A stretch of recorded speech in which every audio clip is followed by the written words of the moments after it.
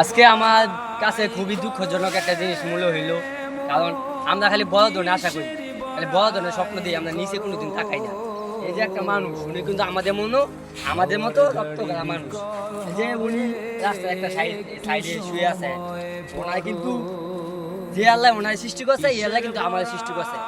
ওনারা রক্ত মাংস দিয়ে সৃষ্টি করা, আমিও রক্ত মাংস দিয়ে সৃষ্টি করা। এই যে ওনার হয়তো ঘর বাড়ি কিছুই নাই, দেখেন। তো আসলে দেহটা কিন্তু কিছু না, মহিলা গেলাগা সবাই দেহ হয় মাটির তলে থাকে। তো আমরা খালি বড় ধরনের স্বপ্ন দিই যে আল্লাহ এত ধন সম্পদ দিছে, আমার আল্লাহ কিছু দেয় নাই। তো এমনও লোক আছে যে আমাদের দুইটা হাত আছে, এমনও লোক আছে দুইটা হাত নাই। হ্যাঁ, কি করবো, আমাদের দুইটা পাও আছে, এমন লোক আছে দুইটা পাও নাই। তো আল্লাহ তাআলা বলছে নিচে তাকাও, উপরে তাকায়ও না। কয় না যে আমার 1 ডিসিম বাড়ি আছে, আমার চাচা 10 ডিসিম বাড়ি, আল্লাহ আমার খালি কম দেয় দিল না, এটি কখনো কইবেন না। সবসময় যে অবস্থা আছে, যে দুধ আছেন, আল্লাহ তাআলার কাছে শুকরিয়া আদায় করবেন যে আল্লাহ তুমি যে অবস্থা আমার রাখছো, তোমার কাছে লাখ লাখ শুকরিয়া।